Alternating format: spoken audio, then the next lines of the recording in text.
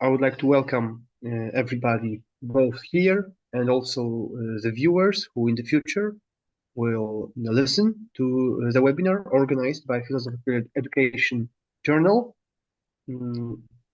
My name is Filip Łapiński and I am the managing editor of the journal. And I would like to welcome you. This is the first webinar of the smaller series, but not the first series that we have organized. And its purpose is both to promote the articles that have been submitted and that have been accepted for publishing in our journal to the wider, broader audience, also international audience, so that the authors themselves could present their ideas from the text and also answer some questions, enter some interactions between each other, but also with us. So we have not seen some of you before, so this is also a pleasure to meet our esteemed authors.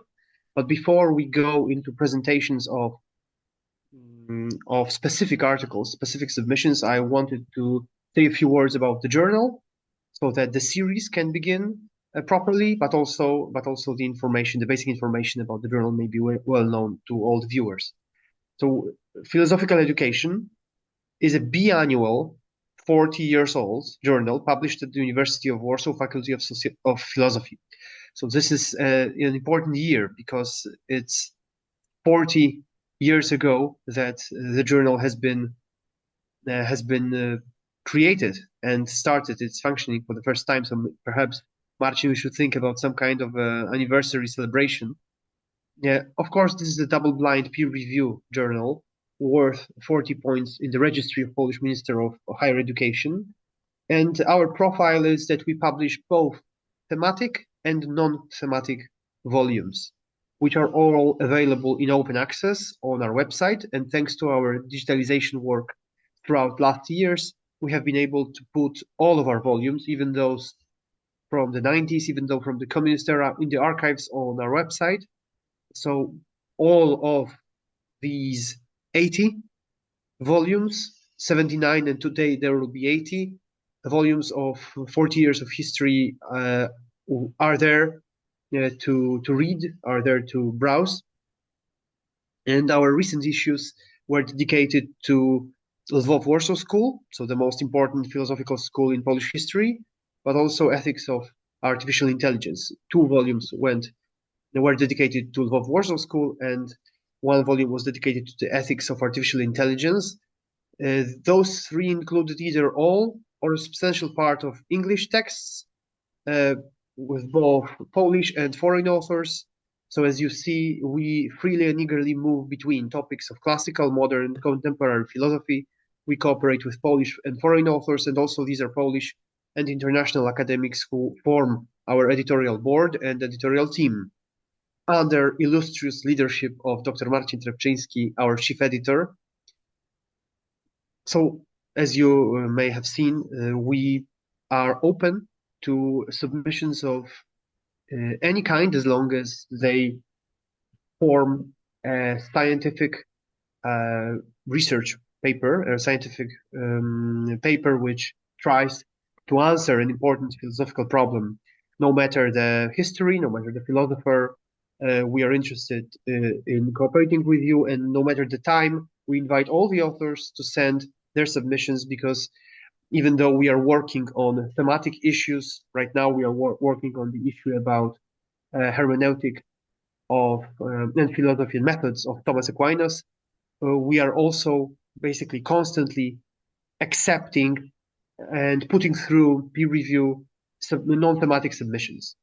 So this is a thing that we encourage all the readers, all the academics to do, to send their submissions to us, no matter the time of the year and no matter the CFP's call for papers on our website.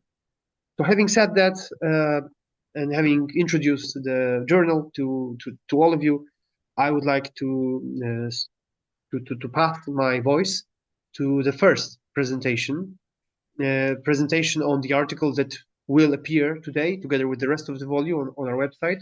And this article has been written by Dr. Marcin Pietrzak.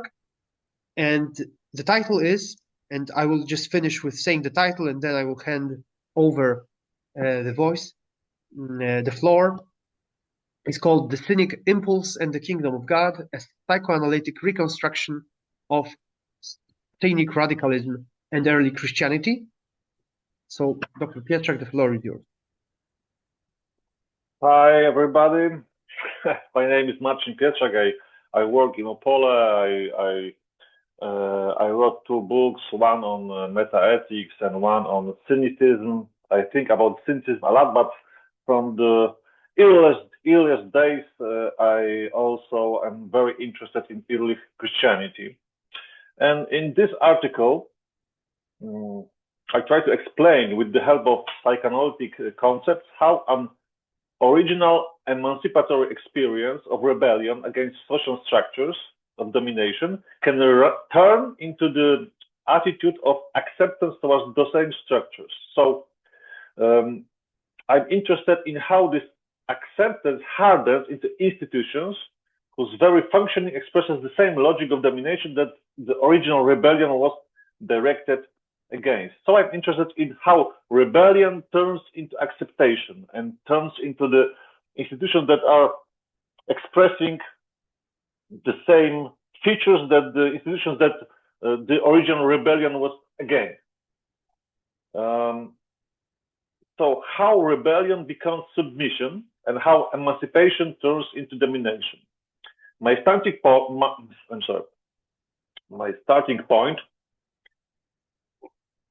is 2 emancipatory experiences. One is cynicism, maybe one can say philosophical cynicism, and one is experience shared by the disciples of the Jesus of Nazareth, so the first Christian community, not Christian, but the community of Jesus, not the Christian community, but the community of Jesus. I am interested both in the similarities and the differences between them. More precisely, however, it may be better to speak of not of experiences, but the impulses. What we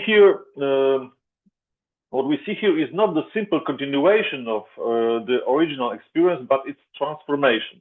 Over time, it gives rise to forms of social life that become the opposite of their own beginning. As this happens, the consciousness of the participants also changes, and the original experience is placed within the new interpretative frameworks and eventually covered over. So first, the experience, emancipatory experience, is the experience of the people, individuals and groups that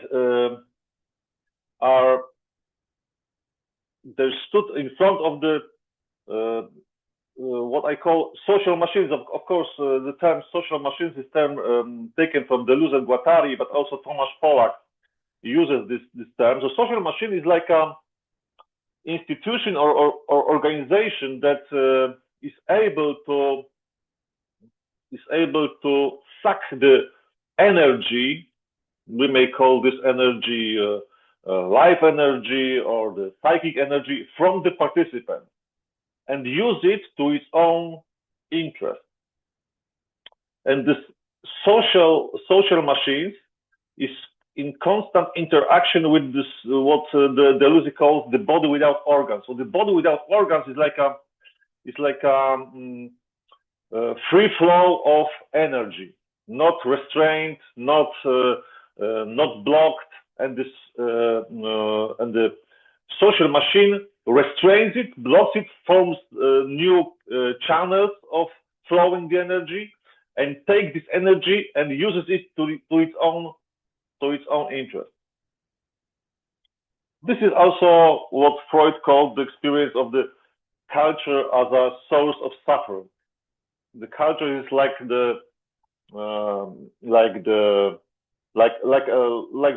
just like a social machine.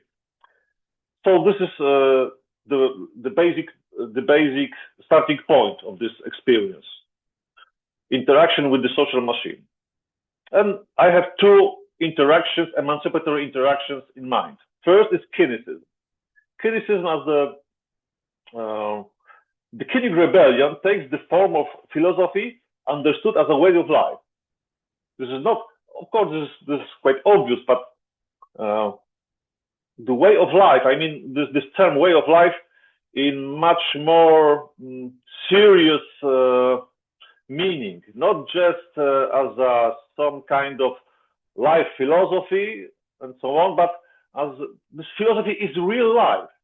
This is philosophy that is embedded in the body of the philosopher. The body of the philosopher and the life, biological life of the philosopher is the instrument of expression of philosophy. Not the words, but the body.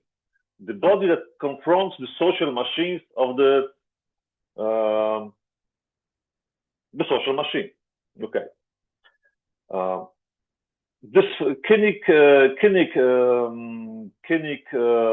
Cynical rebellion has three elements, three main elements. First, this radical autarky.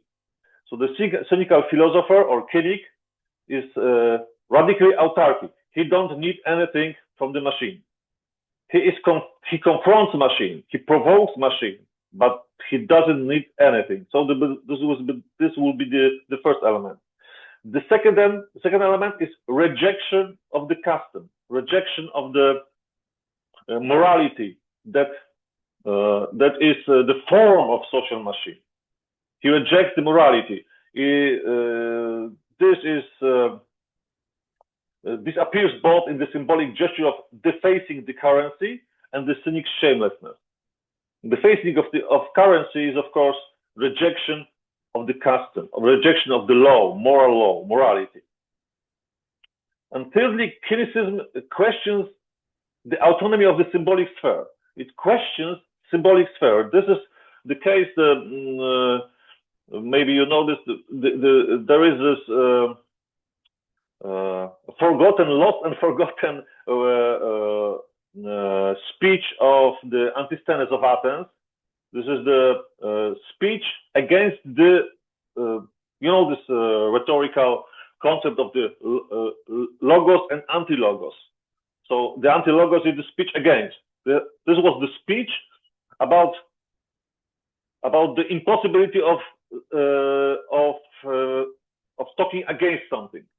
So there's logical confusion in this thing. This speech was forgotten and is lost, but it nicely summarized the cynical or cynical notion of the language. Language should be clear from the negation. It's like the language of those horses from oh my God, I forgot. So let's forget about it. Maybe it will back to me. So this was the cynicism. In the reading I propose, those three features can be understood as different forms of resistance to social machines. Autarky weakens the power of the individual, weakens the power over the individual. Shamelessness exposes the conventional factor of norms and undermining the primacy of the symbolic attacks, the very mechanism by which socially binding abstractions are produced. And now I'm interested in the process of changing cynicism, so the philosophical cynicism, into the cynicism in the modern meaning of term cynicism. What is going on to cynicism? What especially interests me is the process through which original cynicism was transformed into what we call today cynicism.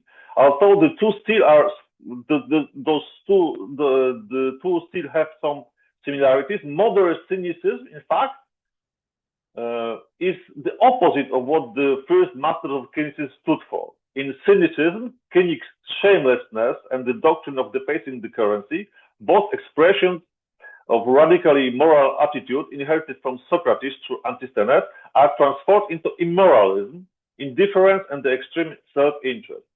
The reversal of meaning seems to me the crucial point. Rebellion against structures of domination does not disappear. It is captured and rewritten in the language that allows the structures to be endured more easily and even justified. So the modern cynic is opportunist.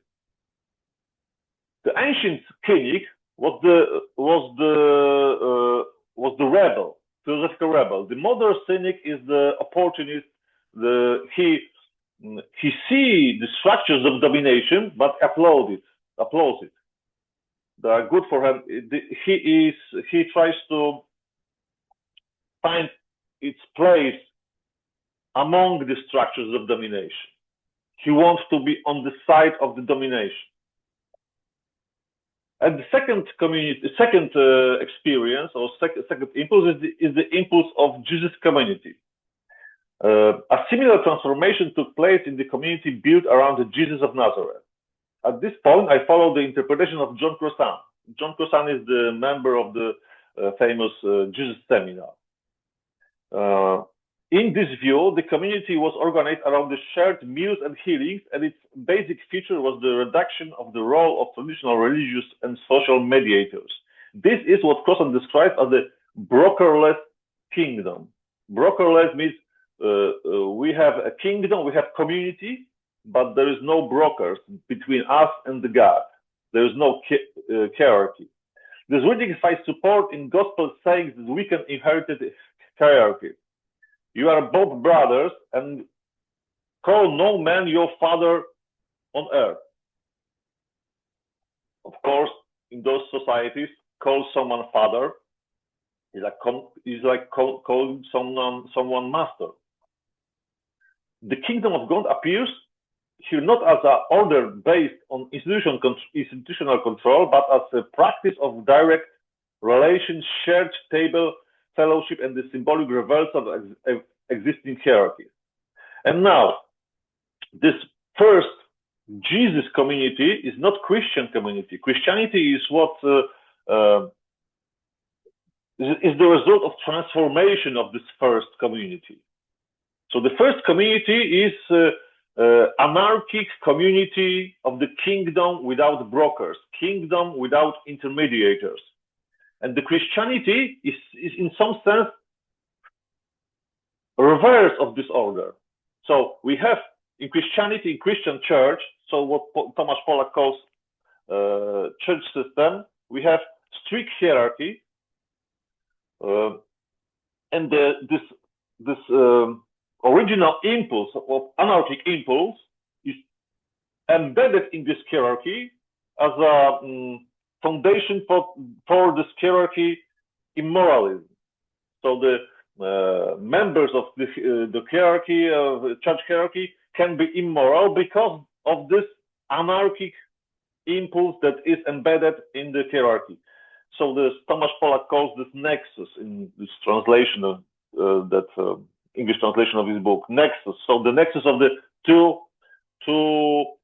impulses, anarchic impulse taken from the Jesus community and the archic impulse that was the foundation of the church.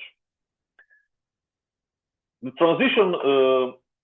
transitions from this form of community, which we described as the brokerless kingdom, to a community organized according to a structural principle, which Tomasz Polak calls the church system, was just like transformation of cynicism into cynicism, a deep metamorphosis of the community of Jesus. The principle of anarchy, meaning the absence of mediators, becomes fused with the principle of absolute hierarchy.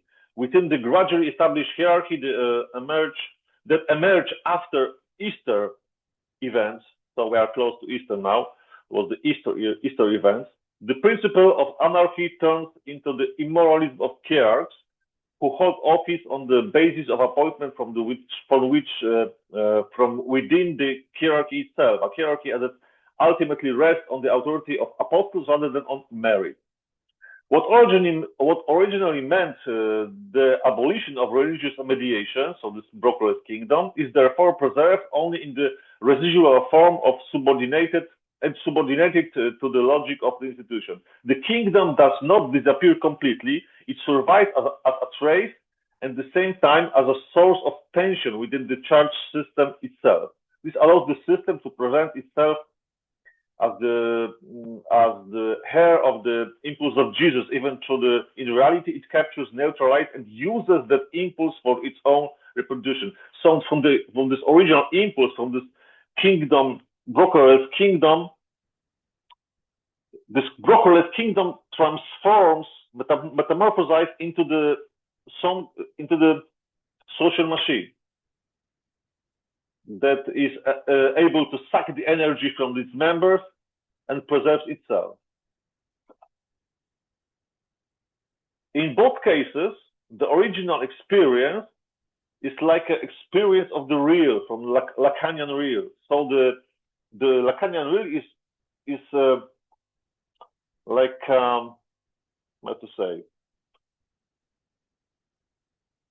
is this part of experience that cannot be symbolized, that cannot be written into the culture. So the Lacanian real appears in the experience as a symptom, as something that you cannot you cannot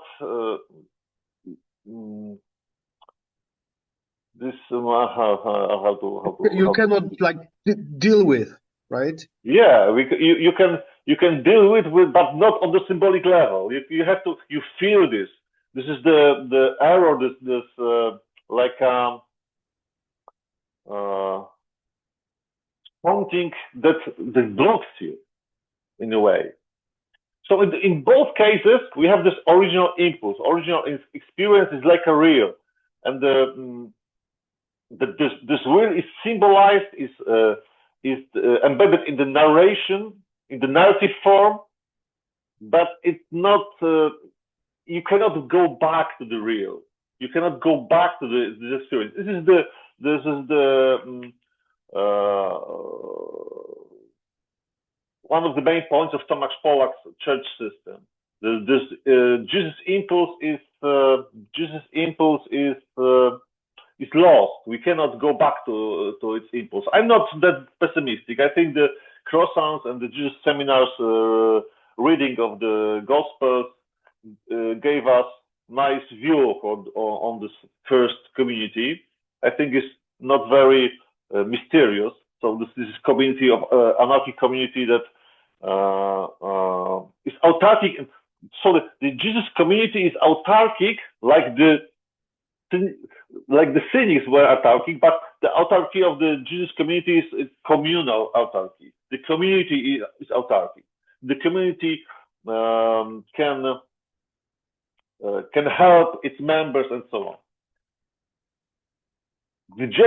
Of course, the death of Jesus, which from the perspective of the disciples meant the collapse of the messianic project after retroactive interpretation, begins to function as necessary stage of salvation. The strongest expression of this logic is the Easter formula Felix culpa.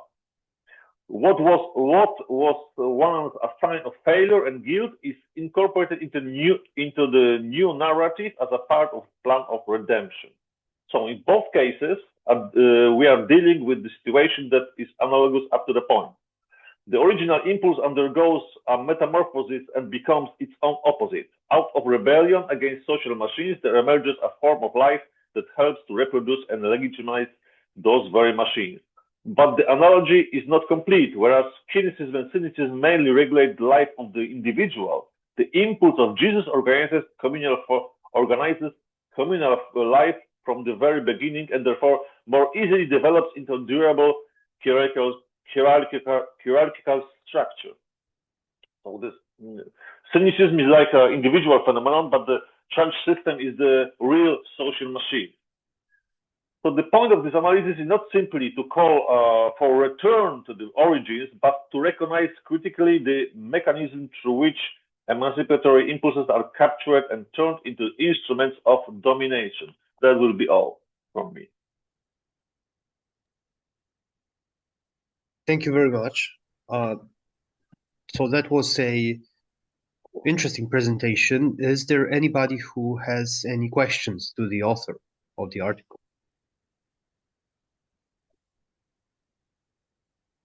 Let's change glass. If not, I have a question. So I understand the argument that the end result of the process of transformation of Jesus community is the structure of the church, which is not dependent on the individual merit of the bishops of the hierarchy, since the sacraments are valid without the merit, an actual merit of the priest or the bishop. How would you see the role, the function of the instructions given by St. Paul? So I would say they would fall somewhere in between the era you describe as Jesus community and the hierarchical church, where he describes in like letter to Titus or letter to Timothy, so like early church, maybe like 30 years after Jesus community or 40 years, that the bishops should have, when they are being elected, they should have a specific number of virtues, set of virtues. So basically, they should be the best of us. And of course, I understand the chronology when it happens, when Paul writes these words. But I wonder, do you see the place for his reflection on the personality or the merit of the bishop in the transformation? Okay, it's a matter of time. The main transformation, according to Pollack, took place between Easter event and maybe 50s or 60s of the first century. So before even Paul wrote his letters. So so those interactions between Paul and the Peter and the Jacob was this process took place also in unconscious. It was unconscious process, and from this process,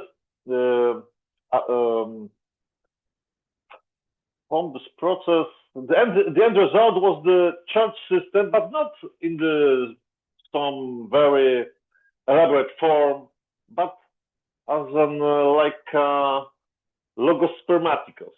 So the structure that took form in time. Firstly, of course, we need good bishops, but you have to obey the bishops, no matter what. If someone doesn't obey bishop, he doesn't obey God. So, of course, bishop should be good, should be a decent person, but you have to obey bishop no matter what.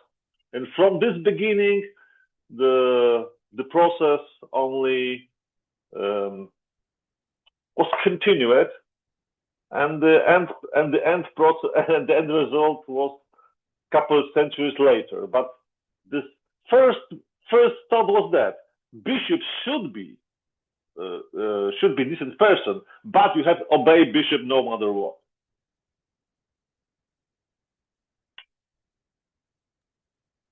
Okay, thank you for the answer. Is there anybody else who has a question? Okay, if not, I don't see any hand raised. So thank you once again very much for the presentation of your article. As I've said, it will be today in the evening on our website to be read for everybody. And now let the presentation be succeeded by the second speech on the article by Bartosz Mariański, Alvin Plantinga's Cognitive Faculties Argument. So we move from ancient philosophy and ancient history to contemporary philosophy, analytical philosophy. I will turn on the presentation and try to share it with you. So just give me a few seconds.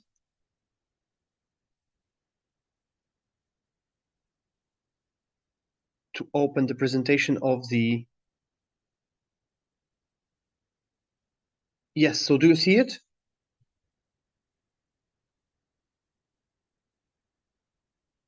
Do you see the presentation? If so, then Bartosz, the floor is yours. Thank you. Welcome, everyone. My name is Bartosz Mariański. Today I will present some points, as have been said, about my article, which is rather different than the one we discussed before, especially because it is in the area of epistemology, so it's a different field. But still, the presentation I will present today expresses two sections, which we can find in my paper. So I will go in the same direction as the paper goes in.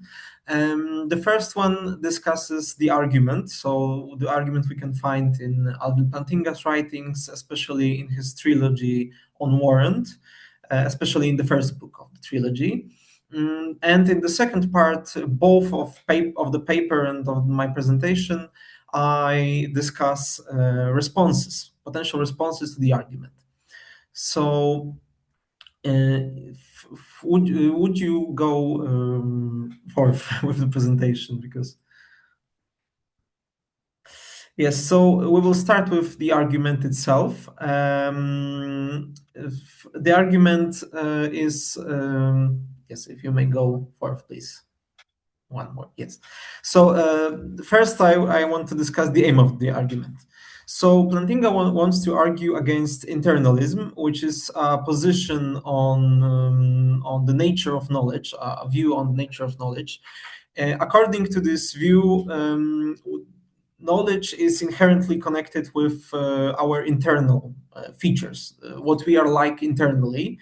Plantinga has very interesting terminology to analyze this issue, because he wants to say that knowledge for everyone, so it doesn't matter if you are an internalist or an externalist, and knowledge is a true belief plus something he calls warrant.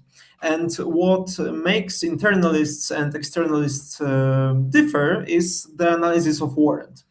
Internalists want to say that warrant is inherently connected with justification, which is in turn inherently connected with mental features or mental properties of cognitive subjects. So the aim of Plantinga of the argument, which I will discuss in a moment, is to deny that warrant is connected with mental identity in this way. If you may go one, yes, thank you. So the argument is based upon two assumptions, which are illustrated quite well, I think, by an example which Plantinga himself gives. This example is connected with pit vipers. Pit vipers this is a type of snake. They have the so-called pits, which you can see on the photo. Pits enable pit vipers to sense heat.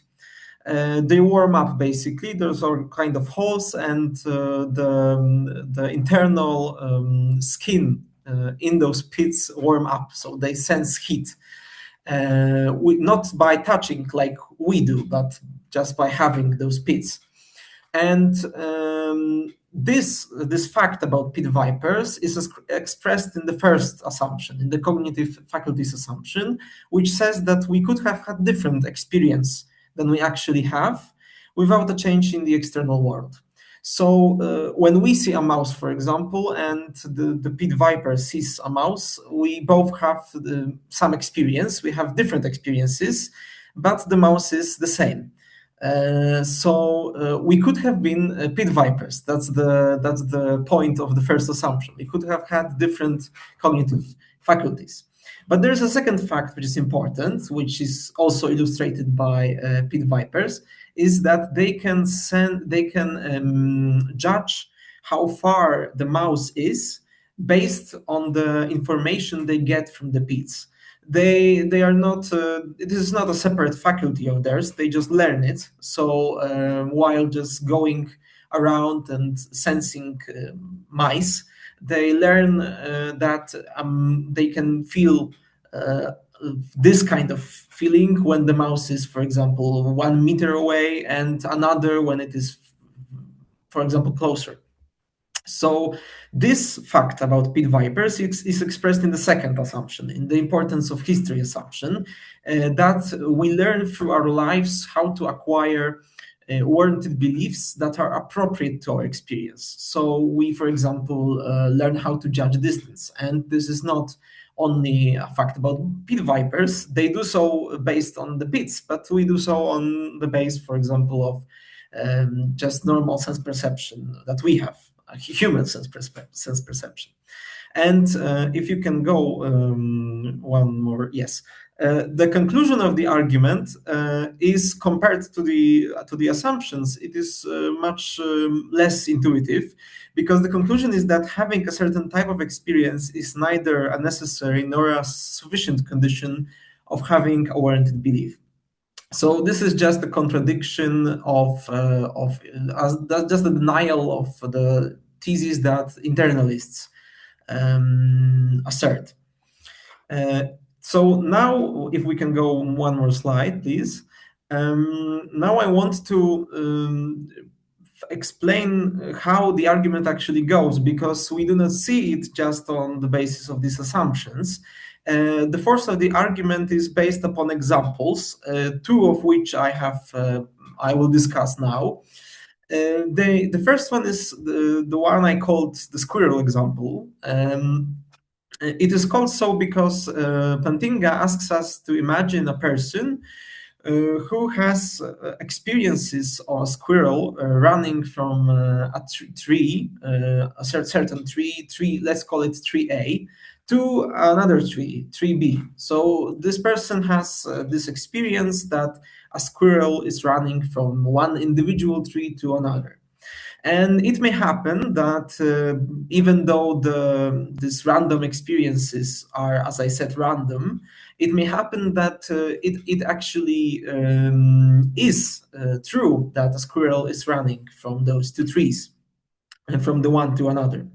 So in this type of situation, we would not say that if this person forms a belief that this experience gives rise to the state of affairs which is represented in the experience is true, so it occurs.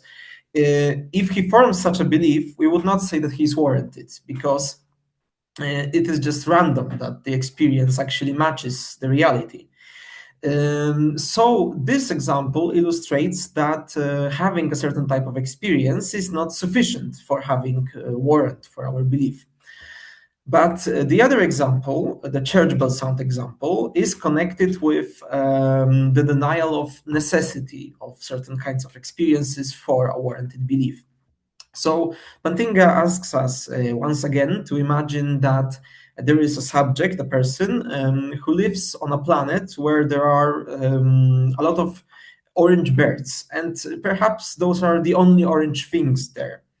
So those orange birds, they make a church bell sound. And this person lives on this planet his whole life. Then he hears a church bell sound, and he immediately forms a belief that there is something orange nearby. Then we would say that his belief is warranted because this is just what normally happens on this planet, and he has warrant for his belief. We would say that he knows that there is something orange nearby if this belief was true.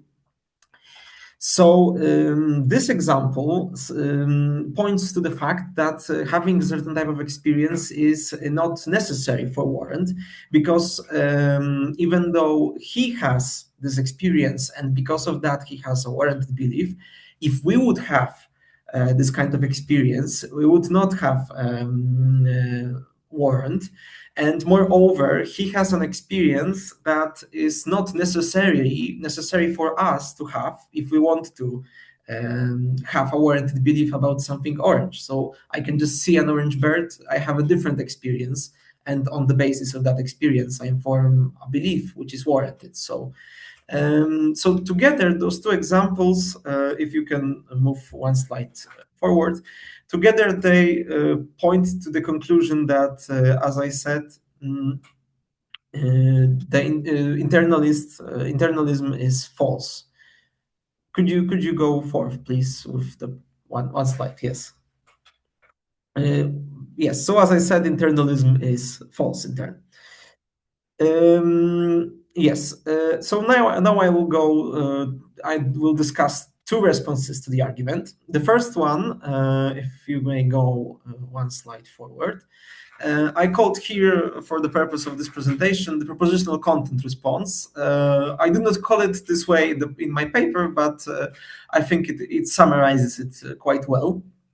The response, the followers of this response, they want to say that in those situations we discussed, when there is a difference between two subjects, which points to the conclusion that internalism is false, because, for example, they lack a certain difference in terms of the mental, yet they have a difference in other properties, which makes the set of their warranted beliefs different for them. So in those types of examples, there is a difference. There is actually a mental difference, and this difference is the difference of the propositional content of their experiences. So, for example, when I hear a church bell sound, this experience has a certain propositional content. It represents the world in a certain way, which is expressed in a proposition. And our guy living on this other planet also has an experience which has a different propositional content. So the proposition expressed, embedded in the experience, is different. And the problem with this response, even though it seems quite natural, I think, because propositional contents are generally admitted as a feature of our ontology. So it's not, I think, very controversial at the beginning. This response has a big problem. If you may go one slide forward, please. I called it here the judgment problem. The judgment problem is illustrated quite well by the Steve and Jacek example. So this example is homemade, I will say. So I want you to imagine two people. One is Steve. His name is Steve. He is from Canada. He lives near the Canadian mountains. And he likes mountain goats, as you see on the picture. And he very often takes trips, goes on trips in the Canadian mountains. He's seen a lot of those animals, and he knows how big they are. So he knows how to judge a distance when you are on a trail, for example, how to judge a distance from a mountain goat while walking. On the other hand, Jacek has never seen a mountain goat. So Jacek is a Pole, and he was invited by his colleague Steve for a trip in the Canadian mountains. So while being on their trip, when they stumble upon a mountain goat, we can clearly see that when Steve forms a belief that, for example, the mountain goat is 200 meters away, his belief is warranted. He's seen a lot of them. He knows how big they are, and so on. On the other hand, Jacek does not have warrant for his belief, if he forms one, that the mountain goat is 200 meters away, for example. And as we see here, the problem is that we want to say that even though, for example, let's assume that Steve and Jacek are mentally identical in terms of epistemically relevant mental properties, even though they are mentally identical, we want to say that they differ in terms of their warrant. That is basically like a Plantinga's example. So if we want to ground the difference in warrant in mental properties, we may say that they differ in propositional content of their experiences, but then we have a problem because they both see the same mountain goat. They both have, it seems so that they have the same kind of experience. And it is also very interesting that the philosophers who point out to propositional contents in experiences, they do not deny that there is also, for example, the content of judgment, which is different from the propositional content of the experience. So this problem, I think, is very important for this response, and it's detrimental to it. So now, if you may go one slide forward, please. So the other kind of response I propose in the paper is the Simming's response. The Simming's response also asserts that there is a mental difference between, for example, Steve and Jacek, but the difference is in terms of the seemings they have, not in terms of propositional content. Seemings are quite new in both in philosophy of mind. Some attribute seemings the invention of seemings, so the invention of terminology connected with seemings to Plantinga, but they are widely discussed nowadays in epistemological literature. And seemings, what are seemings, we may ask? Seemings are mental states, just for the purpose of this presentation, which can be described as very similar to the one I will point you to in an example.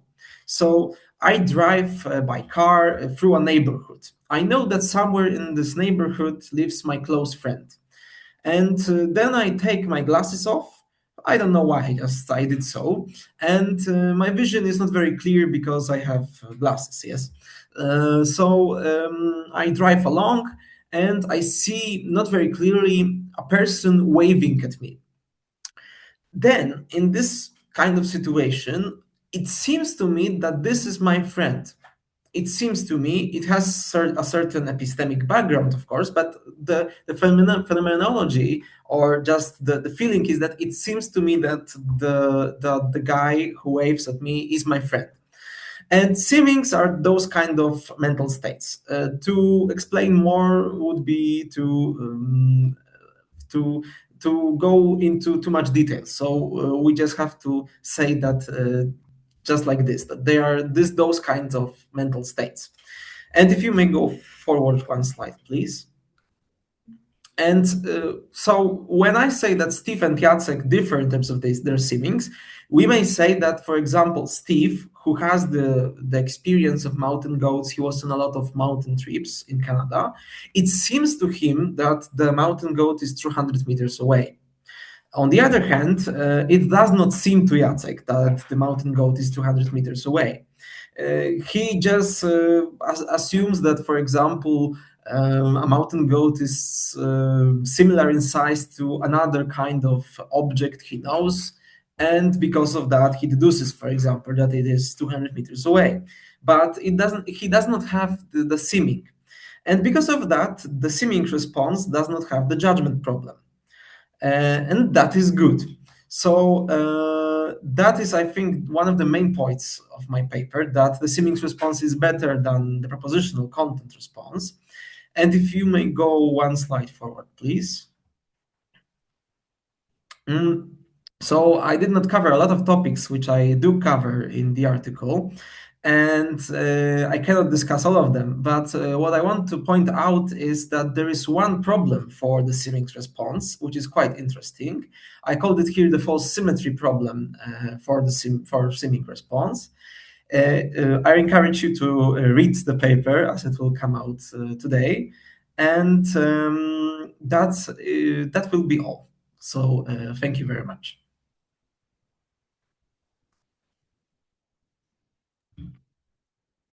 Thank you very much for the presentation, for the analysis.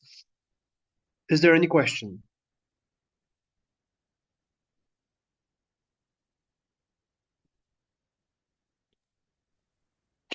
Well, I may Yes, have please. a question. So this is a very basic one, but could you please try to elaborate the difference between the concept of justification and the concept of warrant? Because yeah, that's the fundamental difference, and it allows to present these arguments. But do you have any intuitions of the meaning of these terms, and whether they are it's possible to clearly distinguish them or characterize these concepts. Yes, so warrant is a Plantinga's invention, and I think that it is very interesting because I believe that it has a certain role in the clarification of the discussion. Because, as I said, warrant is the third condition needed for knowledge. So knowledge is warranted true belief. And I think this is very important, especially that in the discussion about justification, because justification, and Plantinga also does this, is connected with the notions of justice, of norms, something normative. And because of that, justification has this deontological character, which I think Plantinga rightly assesses. And warrant is, because of that, interesting, because we can discuss knowledge and discuss epistemic virtues in terms of warrant without having to allude to this notion of justification, which is, first of all, much less clear, because there are certain types of situations where justification seems right. For example, I think in terms, when we discuss, for example, mathematical proofs, justification seems quite adequate.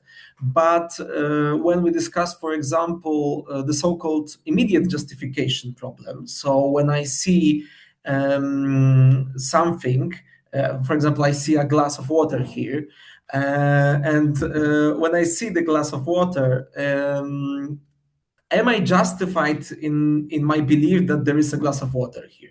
Well, I think that we are not justified in the sense of the mathematical proofs. So that's why I think this clarification is quite well. So then we can say that, for example, internalists, and yes, and there's also one more thing. So internalists, after get your examples, do not just say that knowledge is justified to believe. They add some things, and we may then say that internalists are just those philosophers who want to say that knowledge is warranted through belief, where warrant is just justification with some auxiliary conditions. So that's I think the main good points for talking about warrant and not justification. We are not mixing things up thanks to that.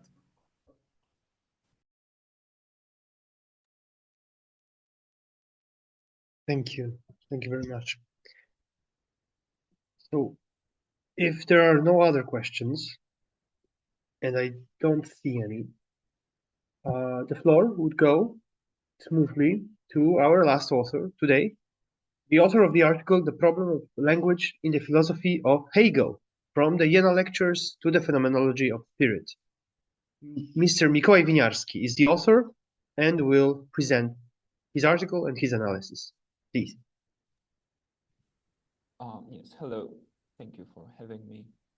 My name is Mikołaj Winiarski, and the idea for the article actually came around when I was still an undergraduate student, progressively studying more of Hegel's writings.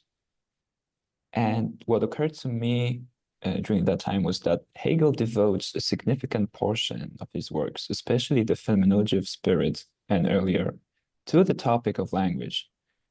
And simultaneously, despite those linguistic tendencies, Hegel's philosophical output is much different in its tone and the nature of its claims from what has become known as the linguistic turning in 20th century philosophy, with its linguistic relativism as one of the biggest tendencies of that time.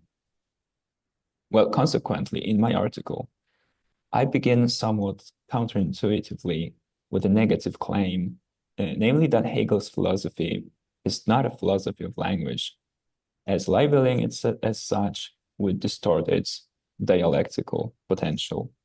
Well, what it means will be explained further. But there are several grounds for this sort of framing.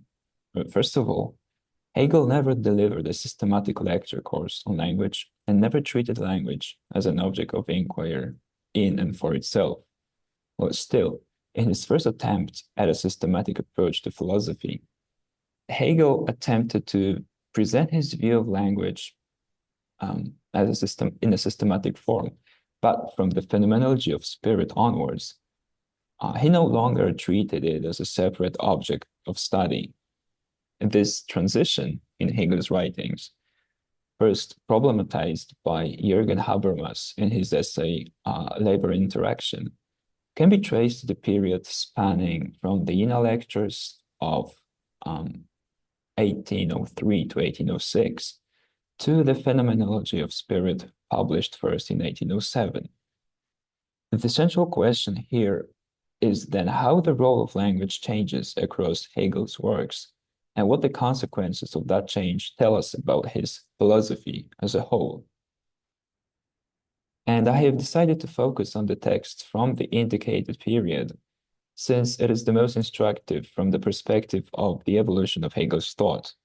The later stabilization of his thought, as seen in the, for example, encyclopedia, was accompanied by a departure from the linguistic issues discussed in earlier works in more detail.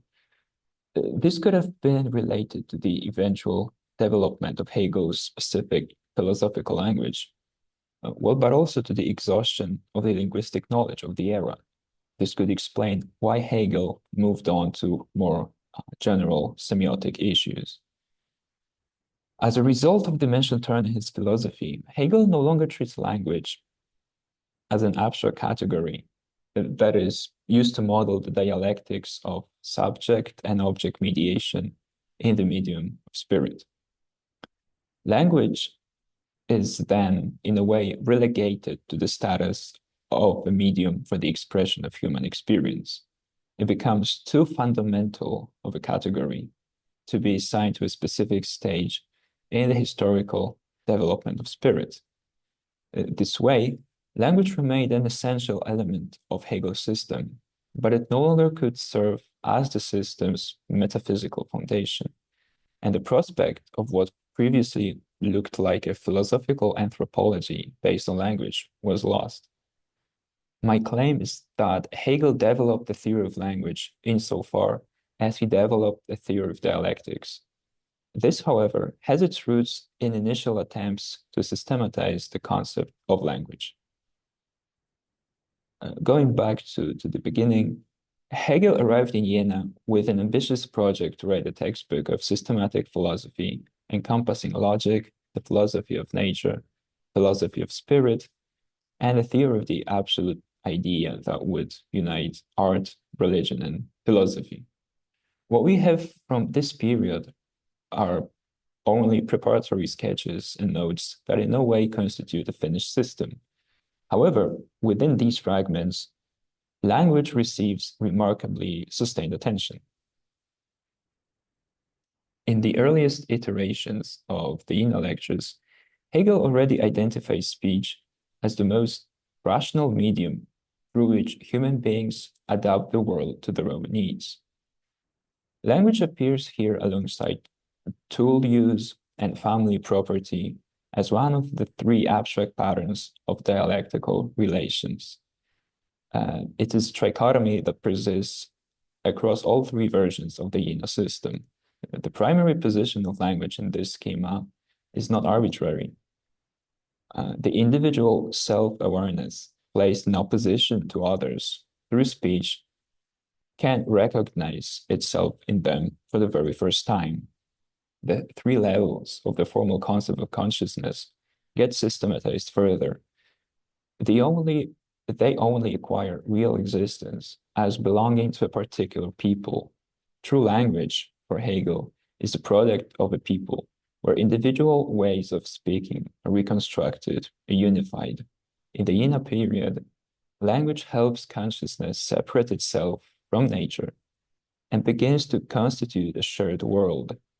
An important dimension of that picture is Hegel's idea that only through language it becomes known that the objective world's true being is something entirely other than what is given in perception. It derives from consciousness itself. And the significance of the Jena period has already been problematized in the past, most notably by two thinkers, Jürgen Habermas and Alexandre Poiré. Habermas argues that the Jena philosophy of spirit constitutes a model of spirit's development that Hegel's ultimately abandoned. In Habermas's reading, the three patterns of dialectical relations, so language, labor, and family, turn out to be unified under the common heading of intersubjectivity, the dialectical recognition of oneself in the other. This later motivates Hegel to collapse this tripartite structure into a single movement of spirit's self-reflection. As a result, language loses its privileged position in the architecture of the whole. What I want to add to Habermas is an observation about why this happens, which has to do with the relationship between language and history. Poiré argues that continuity between the Jena period and Hegel's mature work lies in the grounding of the dialectical method in the a priori structure of reason. The apparent progress is solely quantitative in nature. The conceptual schema in use gets progressively more abstract. Regardless of that, for Poiré, Hegel always treats spiritual reality as fundamentally historical. The absolute is the eternal movement of the immanentization of infinity, the unification of contradictory facts about the world. And this creates a structural tension. History in Hegel's mature system persists at every level of spirit's development and serves as its binding agent. And language, which also cannot be bound to any specific level, is, however, well, as I argue at least, fundamentally ahistorical. Language is the pure temporality of regular exchange of invariants within a structure that has no apparent teleology. It does not progress, it does not develop in the way that spirit does. The incomplete status of the historicization of spirit in the Jena system is precisely what opens space for a more systematic theory of language. Once the system was fully organized around historical dialectic in the phenomenology, that was when the space closed. Therefore, I propose reading language's ahistorical character as a relic of a world of nature transported into the kingdom of spirit. Language opens the field for all historical and cultural transformation, but itself is a symptom of the nature that reflects on itself and discovers that it was, all along, the spirit. In the phenomenology, the role of language is fundamentally reconceived. Dialectic unfolds in language insofar as Hegel's philosophical speculation uses the language of each form of knowledge to set it against the others. I would like to highlight three moments where this is especially visible, since they translate to the abstract, subjective, and objective levels of analysis, respectively. The first one being the speculative proposition, the second, the development from sense certainty to individual self-consciousness, and third, the dialectic of lordship and bondage as a step in the development of full intersubjectivity. The major takeaways here are as follows. Hegel's metaphysics shifts from a paradigm of substance to one of function. The matter at stake is reflection itself, and the realization that the order in this world does not come from a separate being in itself, well, be it any notion of objective reality or supersensible world of pure concepts, but takes its origin as a subjective creation of consciousness itself. It leads to the constitution of self-consciousness and simultaneously closes the formation of language as an abstract system. And these are the grounds to consider the dialectic of lordship and bondage against. In Hegel, violence becomes possible only on the background of the rupture of communicative relations. Intersubjectivity among subjects immersed in language and engaged in communicative action is not yet dialectical. Language alone generates no dialectic, but without language, dialectic cannot advance either, because it requires the history of rupture and rebuilding of dialogical relation. Marek Siemek's reading is particularly instructive here. On his account, the consciousnesses that confront one another use language instrumentally. Every linguistic act is by nature monological, reflecting the individual's internalization of an abstract sign system. The outcome of the struggle for recognition does not yet dissolve the monological character of language, but it makes it an instrument of domination. And the fact that it is now a monologue of compulsion, command, one that is meant to be heard by the other, it means it already announces a potential communicative space.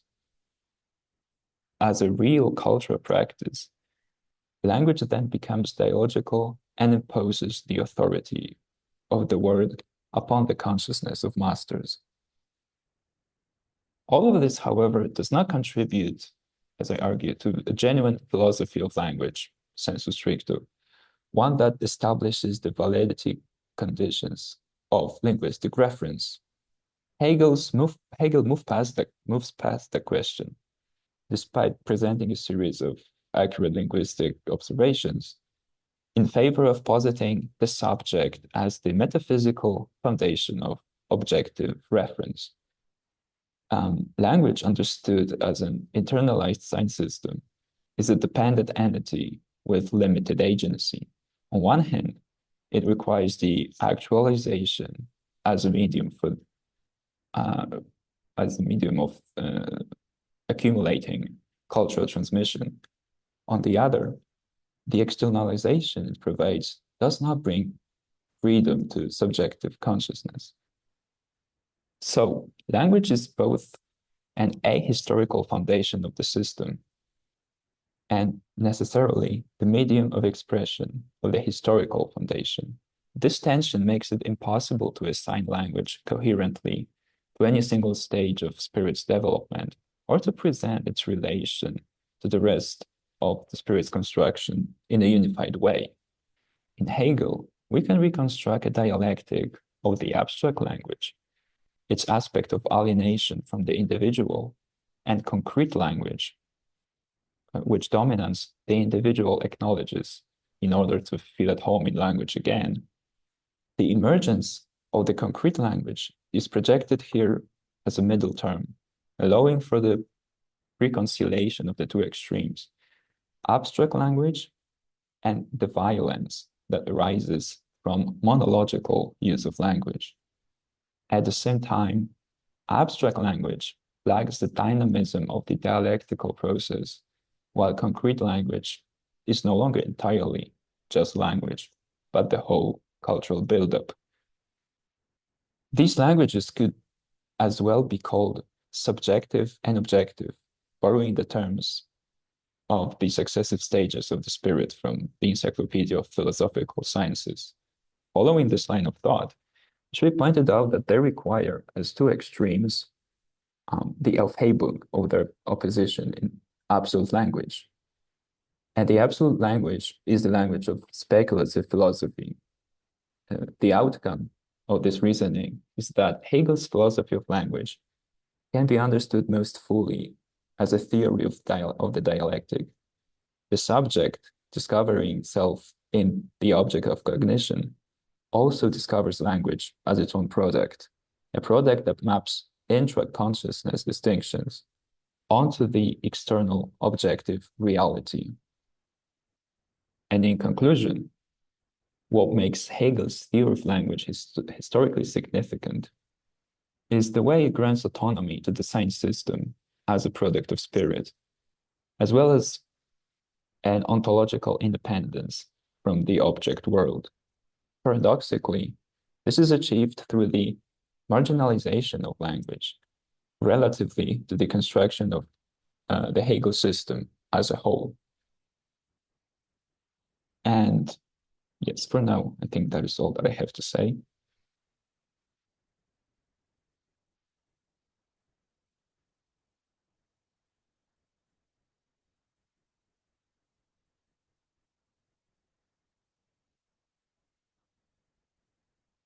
Excuse me, I think Yes, your mic sorry. is off. Thank you very much. Do any participants of the webinar have questions to the author of the article? If not, then thank you very much. And having this program finished, we are about to finish the webinar as well. Again, this was the first event of this kind that our journal has organized this year, but it will not be the last. Probably at the end of April, we will have another webinar, this time on a few, perhaps two submissions from the second volume that we are working on right now, and that is the volume on methodology and hermeneutics of Thomas Aquinas. So expect being informed on the webinar through philosophical education, through the email from philosophical education. And in the meantime, thank you very much for being here, especially to the authors for presenting the thesis of their articles to us, so that we can not only read about them, but also listen to the authors and hear about the thesis. Once again, thank you very much, and see you again on another webinar.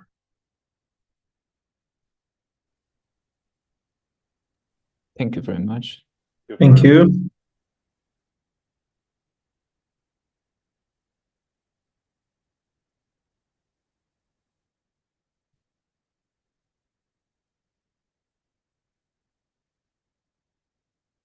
Marcinie, to kończymy. Dzięki.